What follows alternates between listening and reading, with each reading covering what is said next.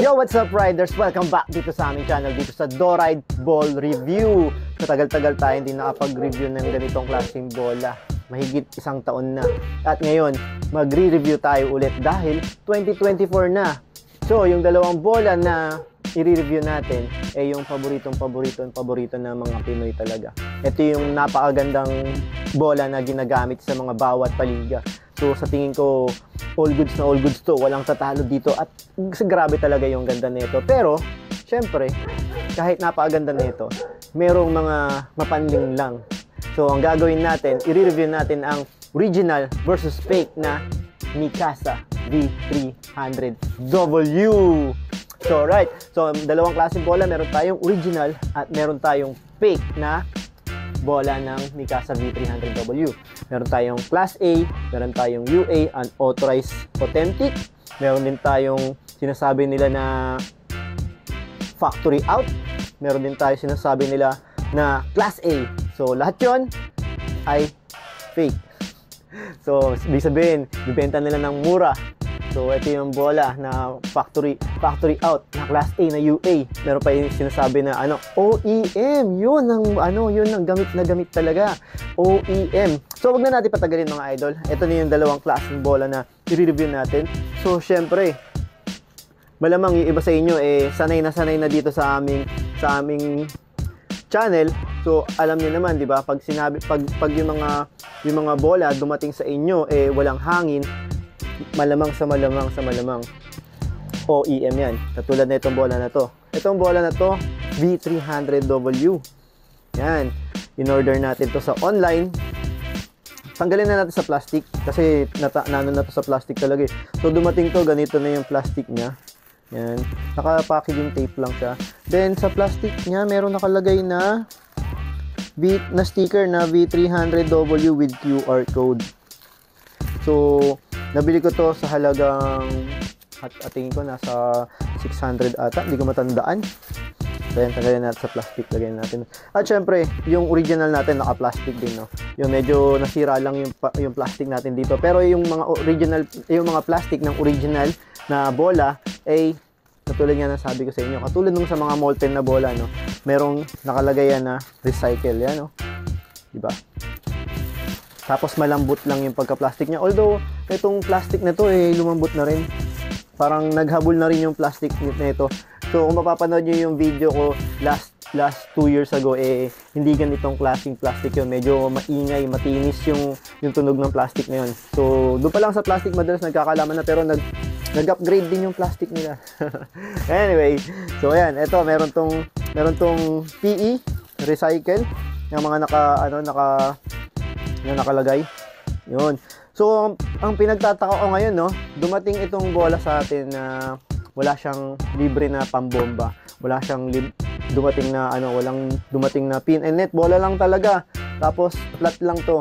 Yan, medyo nagkaroon ng hangin kasi binombahan ni Nateman. Akala niya pang benta. Sabi ko, wag mo babalutin yan. Pang fake yan. Pang ko lang yan. Pang vlog ko. So, nag-iisa lang to. Ito lang yung nag-iisang V300 na meron tayo na OEM na fake. So, ngayon, gagawin natin na hanginan natin para makumpara natin yung size, yung weight, and yung texture na itong dalawang bola na to. Let's go. Dito tayo sa panghangin natin. Medyo, dati, pambomba yung panghangin natin. Ngayon, medyo advanced na tayo. Dito tayo sa ating, kasi medyo marami-rami na yung hinahanginan natin na bola. Diba? So, andun na yung mga bola natin, no? May mga Doride ball na tayo. Medyo mabilis na tayo maghangin ngayon. Okay na to. So, okay, dito sa table natin, meron tayong, dito yung timbangan ng mga bola natin, timbangan ng bayan. Digital timbangan ng bayan. At meron tayong medida na galing pa kay Lola. Shoutout kay Lola, no? Pwede natin ibenta kay Boss Toyo itong medida na to kasi 1990s pa to, Avon pa to. Panahon pa ni Avon. Naalala ko to, elementary pa lang ako nito Hanggang ngayon buhay pa. Ang problema, may problema. Yung isang nasa likod, ngumingiti na lang. Yung kumukuha ng camera. Nawala yung lalagyan. Yun pa naman na mas mahal. Tingnan natin kung maibebenta natin ng parehas yan. Anyway, okay, let's go back here dito sa bola. So may nakalagay rito, inflate to 4.5 pounds. Okay, ito na yung dalawang klaseng bola. So, isang unang gagawin natin, ano muna natin, tama muna natin yung hangin, no? I-correct muna natin yung hangin nitong parehas na to. Gawin natin 4.5 pounds muna. Yan. Okay, 4.5 na. Tumatalbog pa. Uy, tumatalbog pa talaga. So, 4.5 pounds lang pala talaga hangin nito mga to. Itong original din, ang nakalagay dito is inflate to yan, 4.5 pounds. PSI. Parehas ba ang PSI sa pounds? So, KPA. So, lagpas din to. Try na lang natin na 4.5 na PSI. Kasi alam ko pounds LBS eh. Yan. Okay, so yan. All goods na, parehas na ang hangin niya. So, medyo mainit dito sa ating pwesto. Pinagpapawisan ako. Pati yung nagka-camera sa atin, pinagpapawisan na rin. So, ayan, medyo i-grip test muna tayo. Grip test dito sa dalawang bola. Yan. Yun, ang problema. So, grip test. So, ayan medyo, yan. Kanina nadulas. So, ngayon, okay na, kumapit na. Buti naman. Pagpalitan natin ng kamay. Lipat natin. Yun. Grip test. Shake test. Medyo dumudulas yung ito. Dumudulas itong EM natin. Kapit na kapit pa rin tong iso. Ano? So, ito yung original natin na Mikasa V300W. So, kung gusto niyo makabili ng original na Mikasa V300W, nasa description yung link. Just click lang yan. At dito kayo dadalhin sa bola na to. Siguradong original ang mabibili nyo. So, balik tayo dito sa comparison. So, sa texture muna, no? Sa texture, itong OEM Class A UA, yung fake, hindi siya ganun ka-shiny. Hindi siya, parang matte yung color niya. Matte na yellow-orange ba tong ganito? And then blue. So, ganun. And, ang isa pa, no? Nagkaroon din ng pagbabago dito sa, sa texture nito. Nagkaroon na rin siya ng golf ball na texture. So, yung golf ball texture, kasi yun yung may mga butas-butas, yan. Yung may mga malilit na butas-butas na gano'n, yun, yung ginahango sa golf ball texture yun. So, ang technology na yun, para yun sa, para mas mabilis yung bola at hindi siya hinahangin. So, pag tinamaan na siya ng hangin, medyo hindi mapapaling yung bola. So, ganun din yun sa mga golf ball. So, syempre, same dito sa original. Yan. May mga rin siya, may mga butas-butas na maliliit, may mga lubog-lubog para siyang buwan na maliliit na yan, na maliliit. So, dito tayo sa golf ball. Ay, sa golf ball. Dito tayo sa sa fake, sa OEM. Sa pito. Dito sa pito, mapansin niyo yung pito nito. Yan. Makita nito pito, naka-usli, nakalabas yung pito ng OEM ng fake na bola. So, disadvantage to, kapag tumama ito sa skin natin, sa skin ng mga players, pwedeng ma-scratch yung flawless na skin nyo, katulad nung sabi ko doon sa nakaraang video natin. And dito rin naman sa barcode, itong OEM natin, ang nakalagay na barcode, yan, naka-barcode siya, tapos, so, ayun yung barcode niya, may number siya dyan, 9072258809997. Then, inflate to 4.5 pounds.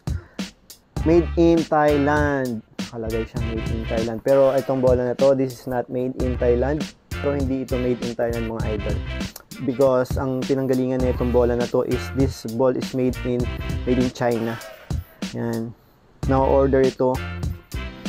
Yan, na-order ito sa online.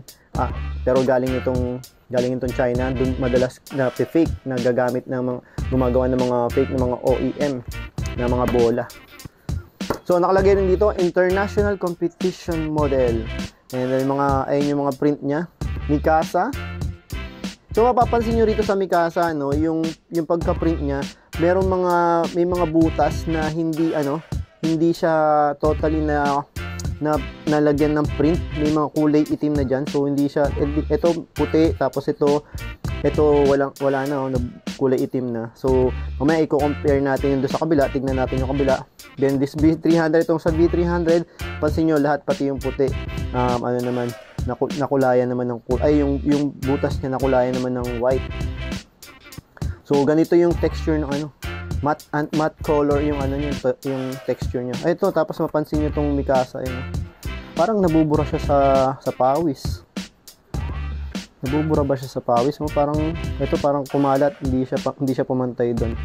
So pinagpapawisan na ako. And yung star na Mikasa, napaling. No? Yan, hindi itong isang star, oh, parang gustong kumawala na itong ano, itong nasa taas na tatsulok. Hindi siya pumantay. So kumpara dito sa original natin, yan, kumpara dito sa original, pantay na pantay siya. Diba? So, all goods.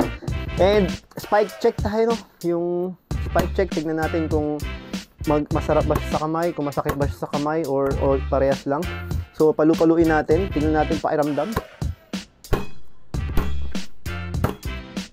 Yan. Medyo masakit dito, tsaka dito. Masakit siya pag pinapalo. Bounce check.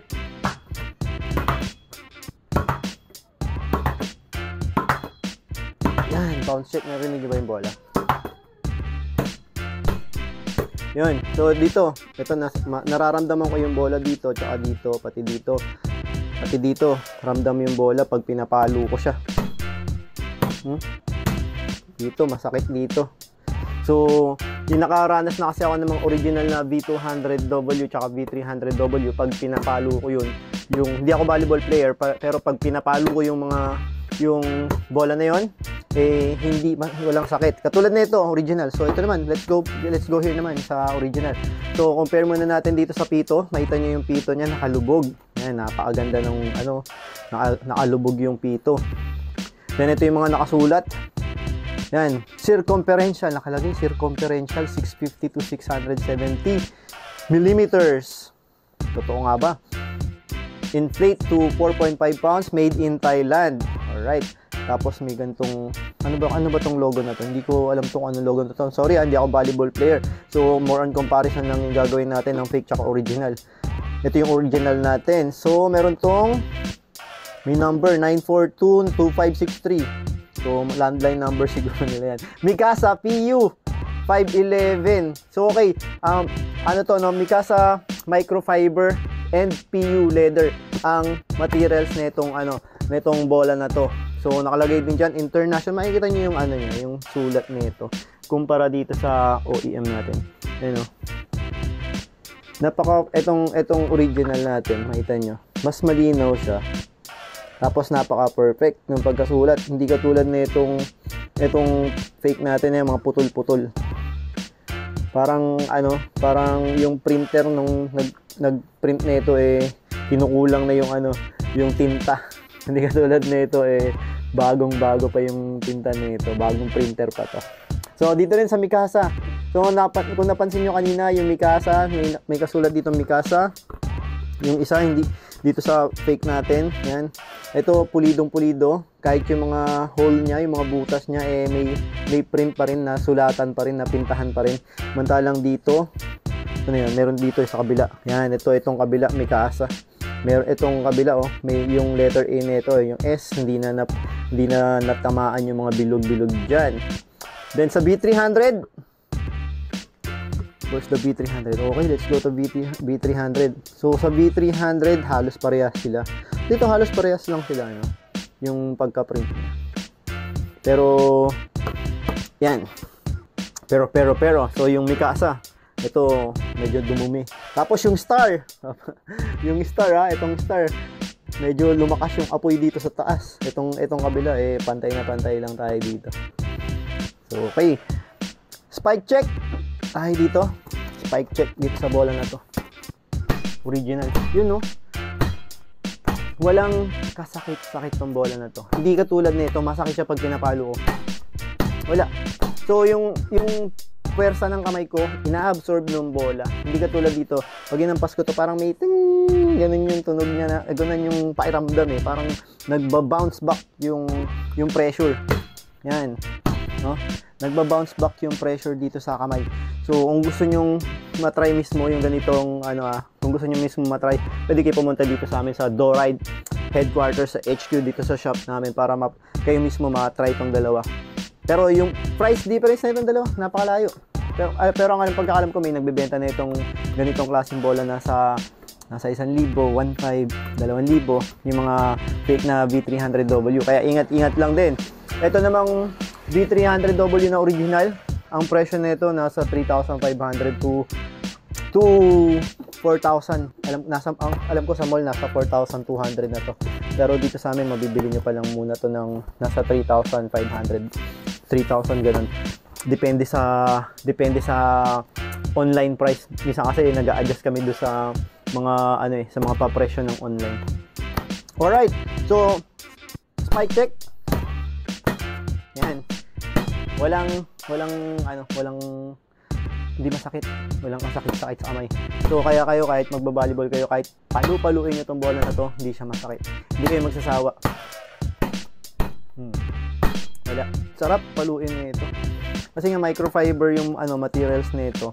Then may foam pa siya sa loob, mas makapal, mas malambot pa nga yung foam. Ito may foam din naman to, pero matigas yung surface niya, yung ilabas ang matigas. Hindi katulad nito. Smooth na smooth. So bounce check. Yun, no?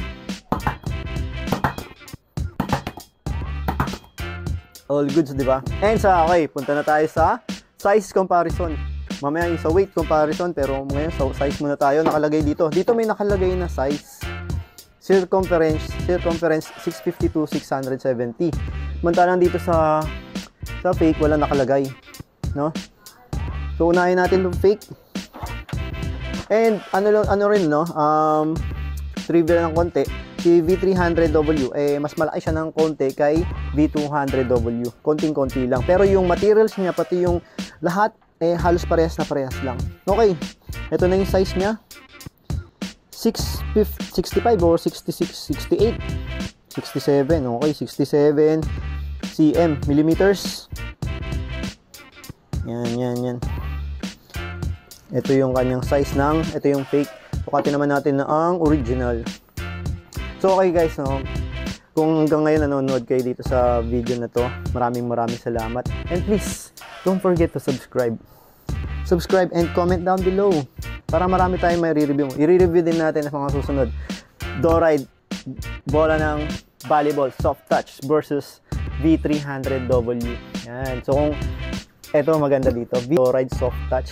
Kasing presyo lang to ng mga fake, ng mga OEM, ng mga UA. Pero yung quality nito, kayang-kaya may pagsabayan sa mga original, sa mga high quality, sa mga branded. So, bakit bibili pa kayo ng fake, ng OEM? Kung dito sa Doride, halos kasing presyo lang ng mga fake OEM na bola. Pero, all goods, original pa. Pwede rin pang basketball, pero more on volleyball tayo dito. Okay, balik na tayo dito sa sukatan challenge natin, okay? So, nandito tayo sa maximum size. Ito, naka-maximum size to si V300W, naka-670 millimeters. Alright. So, ibig sabihin, mas malaki itong bola ng mas malaki itong bola ng original na V300W compare dito sa OEM. Although pasok ito sa standard size, pero maliit siya compare dito sa original, no? Let's go to weight. So, sa akin dito na alam ko na kung sino yung magaan, sino yung mabigat kasi nafi-feel ko na agad kung sino yung mabigat. So, ito napakaliit nito. So, disadvantage siya. Napakaliit nito pero mabigat. Ito ang laki-laki, magaan. So, disadvantage ulit, maliit. Pag masyado maliit, tapos mabigat, tumama dito. Naku, bugbog talaga ang mga braso ninyo kakabalibol. Oh, alright. So, ayan yung hula ko Hula ko na hindi pa natin tinitimbang. Mas mabigat tong OEM. So, let's go dito sa OEM. Sa fake, ang kanyang timbang ay 278.1. Let's go to naman kay original. Chiding. Alright. So, 270.4. Tumama ako. So, ayun. So, mabigat. Ang galing. Pwede palang timbangan tong kamay ko. No? Natitimbang ko na parehas ng dalawang to. Ayun. Oh. Tricks muna tayo konti. So, don't forget to subscribe mga idol. Subscribe naman kayo para madagdagan naman ako ng subscriber. Tagal-tagal ko na nagbo-vlog. Anyway, syempre, maraming salamat sa mga naunang nag-subscribe. Kaya hanggang ngayon, nandito tayo patuloy tayo nagko-compare ng mga original. At syempre, alam ko marami ako natulungan na mga Pinoy na hindi mapeke ng ng bola ng ibang seller. Kung sino-sino mga seller diyan sinasabi original yung bola nila na ibebenta nila sa original na price, pero yung darating na bola sa inyo fake lang pala. Pero marami nagko-comment sa mga video ko, may mga nagme-message pa sa akin na, "Kuya, salamat sa video mo. Dahil sa iyo nalaman ko paano malaman ang isang bola kung fake or original." Lalo sa mga pang-basketball. So alright, ano pa bang kulang natin dito? Okay na tayo sa weight, okay na tayo sa size, okay na tayo sa texture. Okay na lahat Ang kulang na lang, mag-subscribe ka. So that's it guys, I'm Bounce out.